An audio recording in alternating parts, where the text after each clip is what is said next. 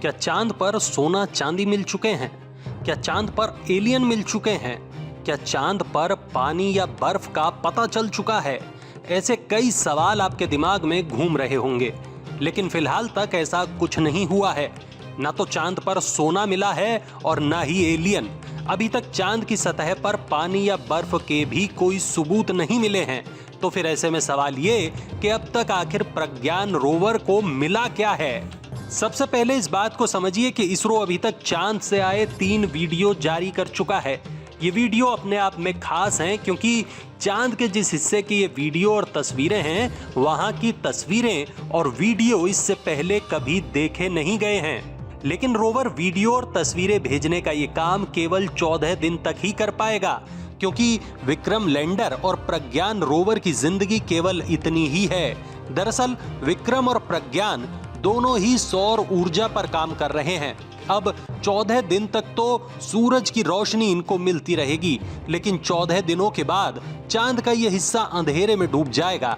और जब ऐसा होगा तब विक्रम और प्रज्ञान भी काम करना बंद कर देंगे।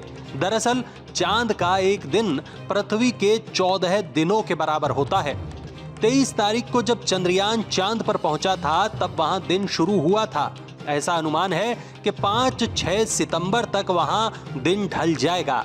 और जब ऐसा होगा तो विक्रम और प्रज्ञान काम करना बंद कर देंगे। लेकिन असली परेशानी इसके बाद की है। जैसे ही चांद पर रात होगी, वहां तापमान गिर जाएगा, -180 से -200 तक पहुंच जाएगा।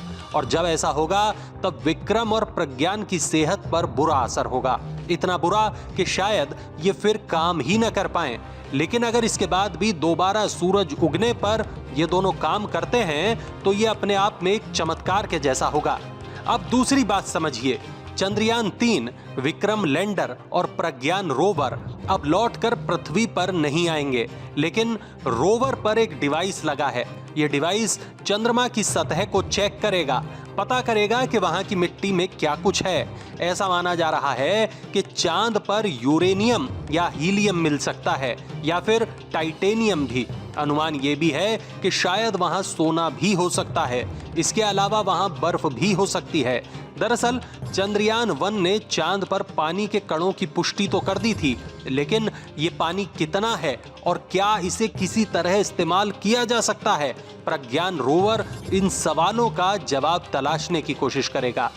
रूस, अमेरिका और चीन ऐसे मिशन चांद पर भेज चुके हैं जिन्होंने वहां से मिट्टी और चट्टानों के नमूने लिए और वापस आ गए। लेकिन भारत का प्लान ये नहीं है।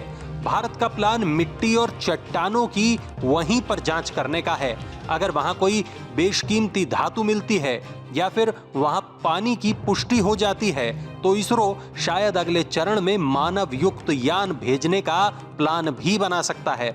लेकिन इस तरह के प्लान में बहुत तरह की तैयारी चाहिए होती है और अभी तक केवल नासा ही ऐसे प्लान को अंजाम दे पाया है। लेकिन मंगलयान और चंद्रयान 3 के बाद इसरो की धमक पूरी दुनिया में बनी है। अब एक आखिरी बात, अगर सब कुछ सही रहता है तो अगले कुछ दिनों तक प्रज्ञान हर वो राज खोल देगा जिनसे भारत को चांद से जुड़ी हर खास जानकारी मिल जाएगी। और तो और, अगर कभी इंसान मंगल पर जाना चाहेगा तो क्या वो चांद पर बेस बना पाएगा या नहीं? ऐसे तमाम सवालों के जवाब भी भारत के इस मून मिशन से मिल पाएंगे।